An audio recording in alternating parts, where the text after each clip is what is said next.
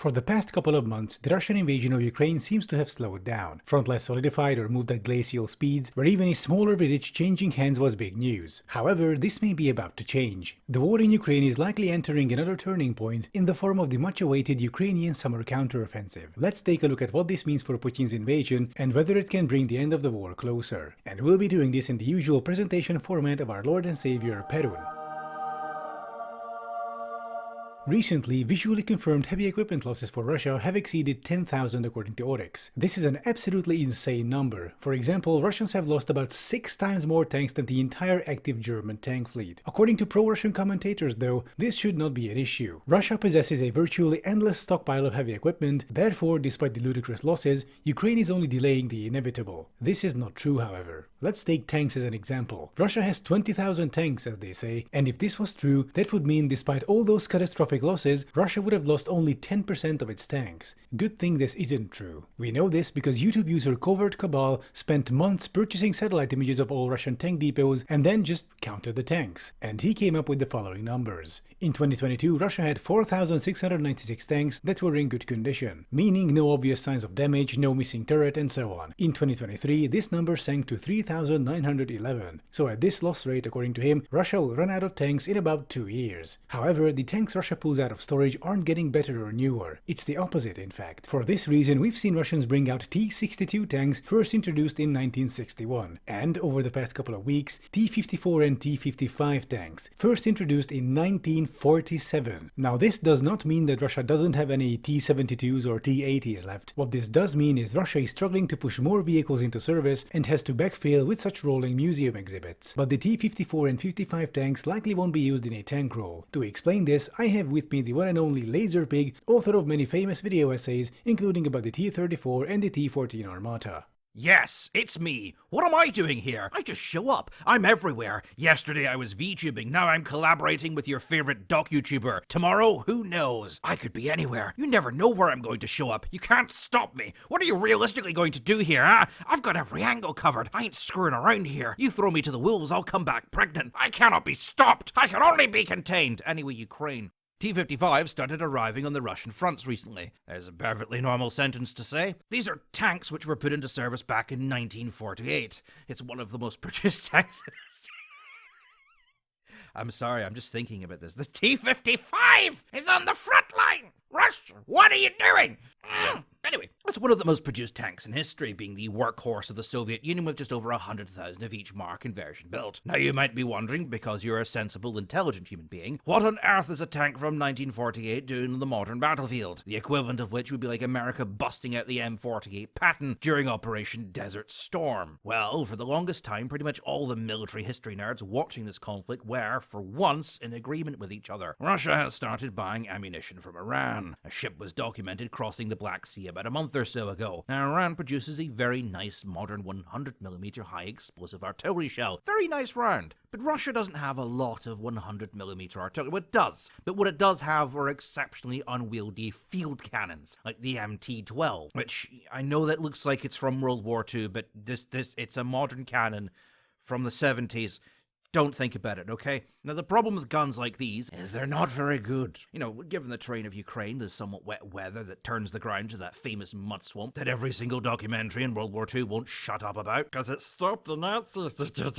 And Ukraine's gradually increasing advantage in counter-battery fire, the static artillery like this is really starting to struggle. You see, static artillery is great on the basis that it's cheap, that the crews don't need much training, and all you really need to do to aim is have one guy who knows a little bit of math stand on a hill with a pair of binoculars. So you can afford a lot of it, which is perfect if you're an army with a lot of manpower and not a lot of money, like Russia. But static arty has a major problem. It's static. The longer it stays in position, the more likely it is to receive counter-battery fire, and the more accurate that counter-battery fire is going to become. Now, the Americans tried to solve this problem by having their artillery capable of being lifted and moved by helicopter. The Ukrainians pack it up and move it by truck, and can do it in less than 2 minutes. But the Russians never trained to do that. The trucks drive in, drop the men off, who dig well-entrenched positions for the guns, and then leave. Because those same trucks are needed to ferry ammunition and supplies for the division, so they can't afford to hang around all day waiting for the guns to decide they want to move. And with the major shortage of logistics vehicles Russia is suffering, that problem is only going to get worse. Static artillery, especially Russian-built static artillery, has another problem. It's not particularly precise. It's built to be used en masse with hundreds of other artillery pieces, which, okay, it's still a viable tactic, but it does waste a lot of ammo. It requires a massive production of output of shells and a logistics chain strong enough to accommodate it. Russia has neither. Even before the war, their factories were at their maximum production levels. Russia was relying on its near-infinite stockpile, and as this war has dragged on, that stockpile has proven to be less infinite than expected. In fact, it was only recently that Russia admitted it had run out of 122mm shells in June of last year. It's now running low on 105 and 155mm shells. In fact, it's running so low, many Russian troops were provided with shells that were so old they had rusted together. Good for them. Compare this to Western artillery that Ukraine has received, which fires once and hits exactly what it was aiming at. It's expensive, but you don't need as many guns, you don't need as much ammo, and you don't need to replace the barrels so often. And that's another issue. Russia, as far as we can tell, doesn't seem to be producing replacement barrels. They just take what they need from stockpiles. All of this has been adding up to an extremely large headache for Russia that begins and ends with static artillery. There is a price for making things cheap. What Russia needs is mobile artillery, SPGs, which can fire and then move without the need of a valuable tow vehicle. Now, Russia has a lot of these, but, well, okay, here I go with the pronunciations again. Well, the Goistika is a 122mm, which Russia does not have ammo for, and the Musta is a 152.4, and the TOS-35 they only have 12 of. Fun. So along comes Iran. Now it's hoping when this war all blows over, Russia will be so thankful for helping them out that they'll supply them with brand new Su-57s and Su-75s, so they can finally take over Iraq, which means there might be a future war where our allies are the Taliban. Try not to think about it. Just don't. Just honestly, don't. Now, with Iran supplying these 100mm shells and Russia in desperate need for an SPG, what it needs is a mobile 100mm gun, which doesn't exist. But the T-55, well, that has a 100mm cannon, and though it's not ideal, using a tank as stand-in artillery is something Russia has trained for. And all it needs is the same crew doing the same stuff as static artillery, but just one of them needs to learn to drive. And the best thing is, if Ukraine does initiate its fabled expected counterattack within the coming months, the T-55s, though laughable as a main battle tank, can move faster than static artillery. It can carry troops, it can carry its own ammo, and it can survive ambushes from small arms fire. So for Russia, it's looking like a win-win. Except, of course, nothing is as simple as it seems.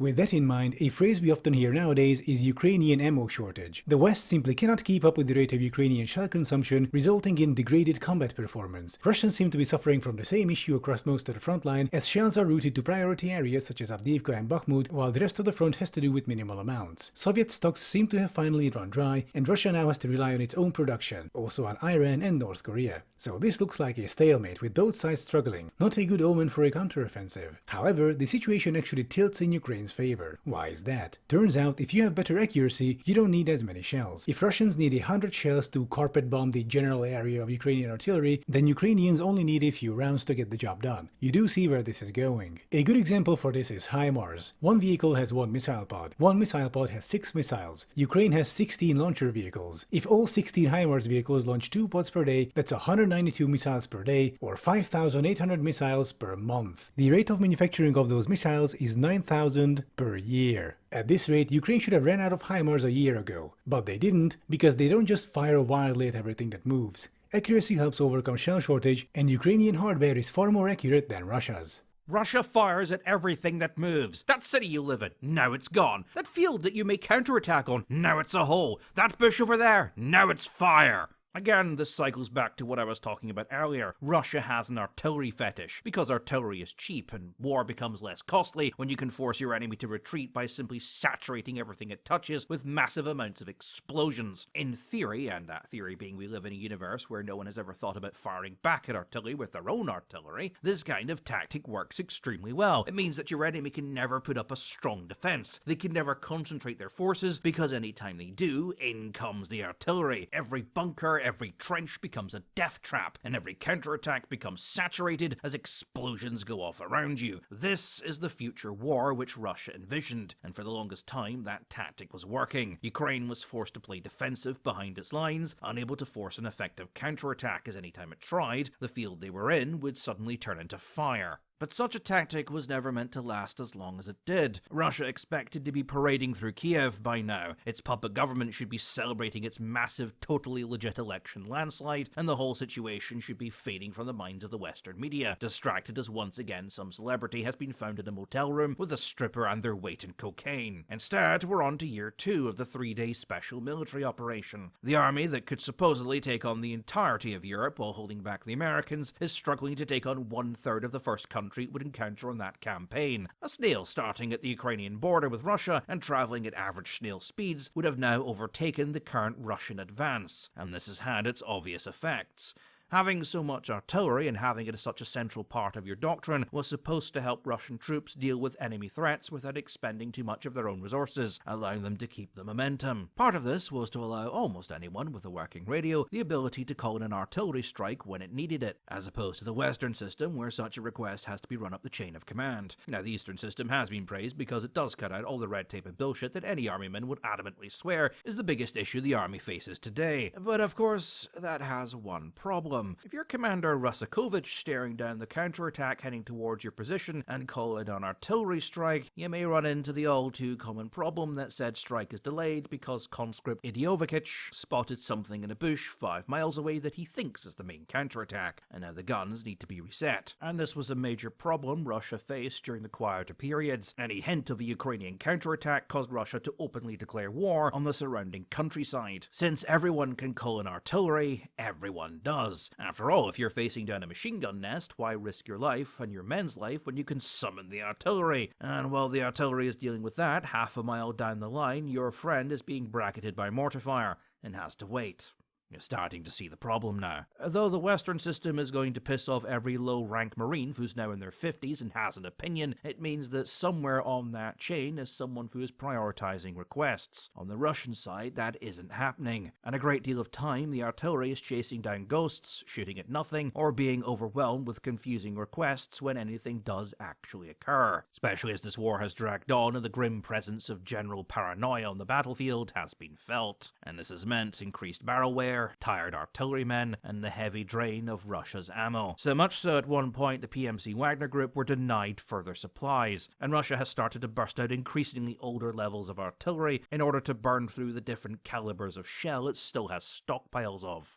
The Ukrainian counteroffensive will follow on the tail end of the Russian winter offensive, something we didn't even realize was happening until it was confirmed that, yeah, that clusterfucker in Vuhledar, that's actually the winter offensive, where multiple Russian formations were wiped out completely. This is not an exaggeration. This is just what happens when you frontally assault well-prepared defenders on open terrain through a minefield, over and over and over and over and over again. Another arm of the Russian winter offensive was around Kreminna, but despite the efforts of the Russian reserve and the VDV, they barely managed to move the front lines. The situation around Avdiivka is different, however. There, Russians have managed to slowly envelop the town with MOD troops and DNR colonial militia. As of the making of this video, the situation is bad for Ukrainians, but not yet critical. Should the situation turn critical, Ukrainians will have to retreat to prepare defense lines behind the town. It would not be optimal, but Avdiivka is by no means a strategic area. As an interesting tidbit, around Avdiivka, Russian Mobiks are being sent to DNR colonial brigades to be used as cannon fodder by DNR colonial militia officers in a strange reverse dynamic. Finally, the situation around Bakhmut has received the most attention globally. Bakhmut itself is not important strategically, but was made relevant by both sides concentrating tens of thousands of troops there into what was essentially a meat grinder. Politics were a large part in both sides' decision. Russians needed a victory, and Ukrainians did not want to lose face by withdrawing from Bakhmut. But the Ukrainian decision also had a practical side, to tie down a large number of Russian troops and draw them into an unfavorable battle, grinding them down. Initial loss ratios should have been 1:5 to 1:7 in favor of Ukraine, with some even talking about 1:15 as an absolute high. This is where thousands of Russian convicts were forced to charge Ukrainian positions head-on, so if nothing else, those numbers are not impossible. Since then, as Russians surrounded the city on 3 sides, this ratio has gotten worse to 1:2, 1:3, that ballpark. Bakhmut has also been a place of competition between the Russian MOD and Wagner, both looking to claim the glory of capturing Bakhmut for themselves. This has not happened as of the making of this video, but Ukrainians seem to be progressively pulling back, now controlling only the western northern parts of town. In open-source intelligence circles, Bakhmut is often considered a failure in Ukrainian planning, needlessly grinding down their forces that could be used for the counteroffensive for a strategically insignificant town. But I don't think it's that simple. Russian propaganda has turned Bakhmut from a tiny, underwhelming city into the single most important battle in the history of the Russian Federation. The Vatnik propagandists want you to believe that the entirety of Ukraine's army is held up there, and that in a matter of days it will become surrounded, overwhelmed, and then collapse, and that there is nothing beyond it to stop Russia sweeping across the entire southern region of Ukraine and finally winning the war. They want you to believe this because it distracts from the fact that Russian lines haven't moved in months, and they're deploying T-55s to the battlefield. But while each and every Vatnik does their propagandist duty by reporting in extremes of detail, and then jumping into roundtables to discuss the even more extremes of detail, the significant consequences for Ukraine that the 3-week-long battle of Bakhmut train station's public toilet has had, in the world that we live in, the one we call reality, things aren't quite that simple. Bakhmut is not the straw that is going to break the Ukrainian camel's back. It is strategically irrelevant. Ukraine could lose it tomorrow and absolutely nothing would happen. But it's been holding on to it like losing it could cost them the war. And there's a reason for that, and that reason is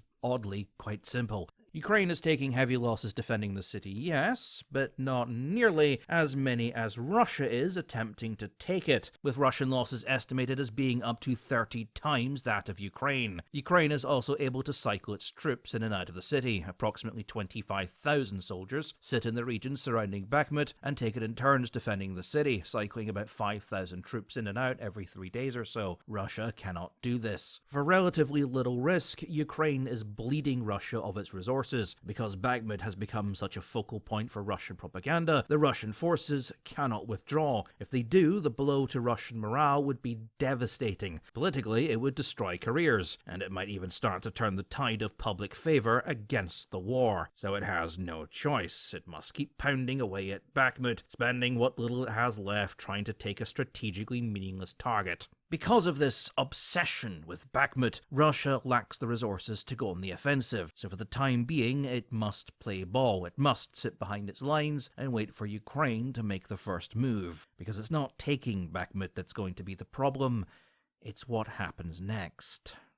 And this takes us to the Ukrainian summer counteroffensive. Ukraine has been training and accumulating troops behind the front lines for months now, incorporating more modern, Western hardware into its formations. Bradleys, Marders, Leopard 2s, Strikers, Challengers, MRAPs, and training tens of thousands of troops for professional maneuvers. All this will be put up against Russia's aging, increasingly obsolete hardware and badly trained mobics. That being said, let's not forget that holding defensive lines is much less difficult than conducting large-scale combined arms maneuvers. On the other hand, defending against a large-scale Ukrainian offensive is also more difficult than just strapping AKs into mobics' hands and telling them to go sit in a trench somewhere. Defenders need to be coordinated and constantly organized. Artillery needs to be adjusted. Ukrainian maneuvers need to be monitored. As for Ukrainians, despite their advantage in equipment and troop quality, things can get really tough, especially if we consider the large network of trenches built by the Russians and the artillery and minefields that accompany them. This will not be an easy going for Ukraine, even with all their new, modern Western equipment. Having the best tanks, the best equipment, the best training is all good and well, so long as you never have to actually use them. Yes, you could have the latest gravity-defying dual-barrel 3D prints its own ammo hover tank that every idiot sci-fi concept artist draws because they saw the AAT from Star Wars when they were 12. But if you don't have the fuel for them, if you can't get that fuel to the front lines, if you lack the spare parts, if your tanks need to rely on driving themselves from one side of the country to the other, if you can't recover damaged tanks from the battlefield, if you can't maintain them, if you don't have the spare parts, then it doesn't matter how powerful these tanks are, they are going to be next to useless. That is Ukraine's current problem. In theory, right now, they have the equipment, the men, and the resources to attack every single point along the entire line, and Russia would be extremely limited in its ability to respond. But what Ukraine lacks is the ability to keep up that momentum. As supply lines start to stretch, any delay, any point where their forces get bogged down in fighting, if Russian forces decide to dig in, or their defenses were more formidable than anticipated, or their response faster, the offense runs the risk of petering out and becomes vulnerable to counterattack as guns run out of ammo, tanks run out of fuel, and men become exhausted.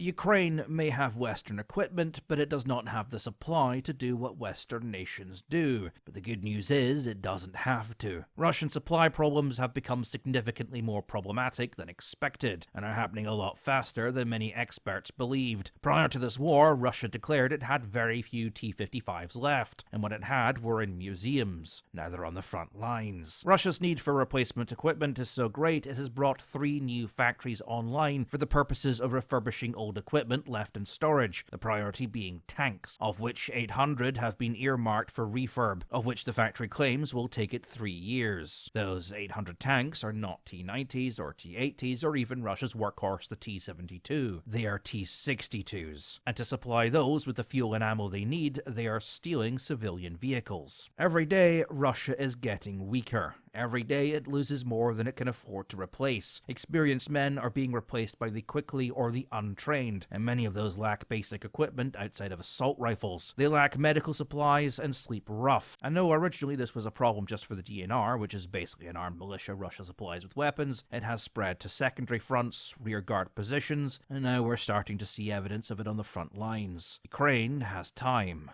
Russia does not. So it can sit and wait for as long as it wants.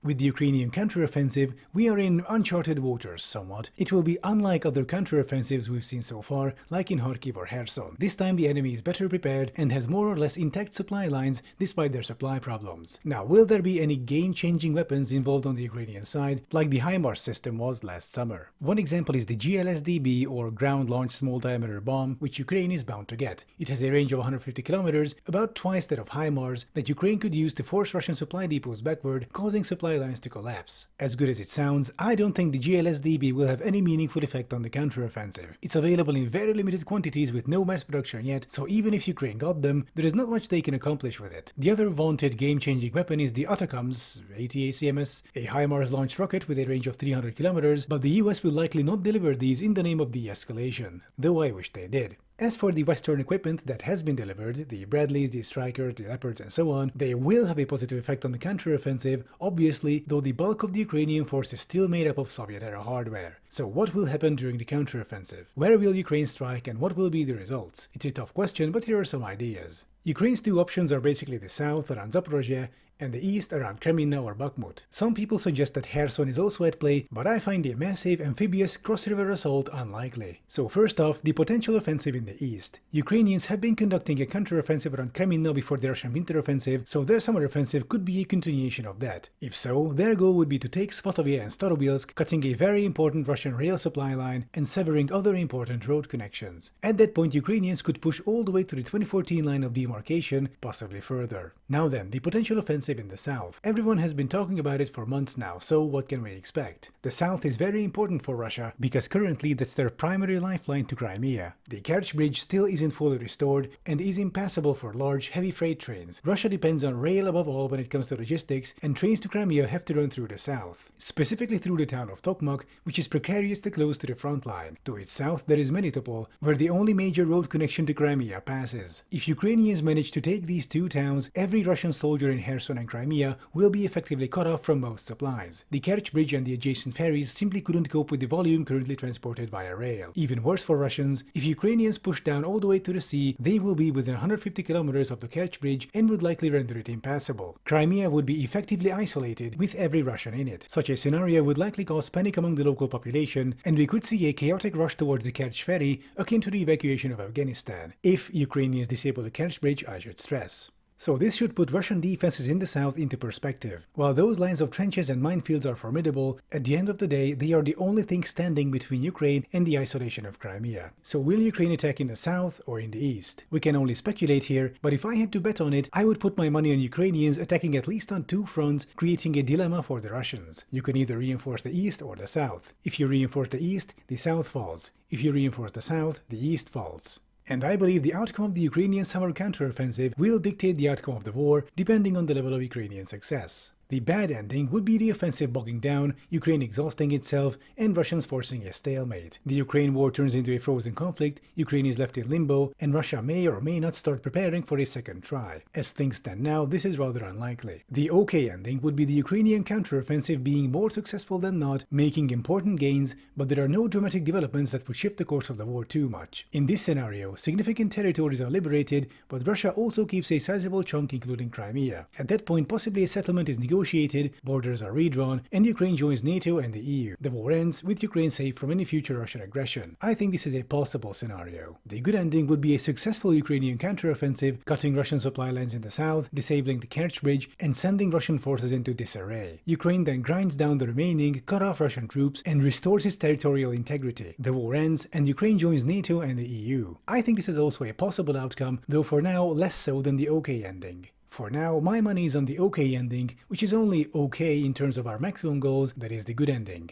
I think even that okay ending would be a pretty damn good outcome for Ukraine. They will have retained their independence, joined the EU and NATO, and can start rebuilding. Russia, on the other hand, destroyed its army and global reputation and ruined itself economically for a few insignificant territorial gains. Now, a question on many people's minds could be, in response to potentially losing the war and also Crimea, would Russia nuke? My answer to that is no. If Russia was serious about its nuclear threats, they would have nuked long ago. Instead, their red lines have been shifting constantly. They said Russia will use nukes to protect its territory. Then they annexed Kherson, making it part of Russia. Ukrainians then took back Kherson, but no nukes flew. They said Russia would use nukes to protect Crimea. Ukraine has been bombing Crimea on a regular basis and blew the Kerch Bridge, and yet no nukes flew. They said Russia will use nukes if Ukraine gets modern Western tanks. Ukraine got the tanks, but once again no nukes were launched. To be honest, I'm not even sure Russia has enough working nuclear weapons to wage a nuclear war at this point. Nuclear weapons need a lot of expensive maintenance, and the easiest way to save money is on maintenance. Looking at the rest of their military, all the corruption, the lack of maintenance, and all the non-functioning equipment, it's really not a far-fetched idea that the same happened to their nuclear forces. Added to the fact that we're now past the 10th Russian nuclear red line with nothing happening, and, well, you might just start having doubts about Russian nuclear capability. So, this was my update on the Ukrainian counteroffensive featuring the one and only Laserpig. Do check out Laserpig's channel, his content is great, especially his videos about Russian tanks. I've also put a list of trusted accounts in the description that you can follow and get accurate information about the war in Ukraine. Thank you for watching, and I'll be seeing you next time. Just in time, my voice is starting to go out.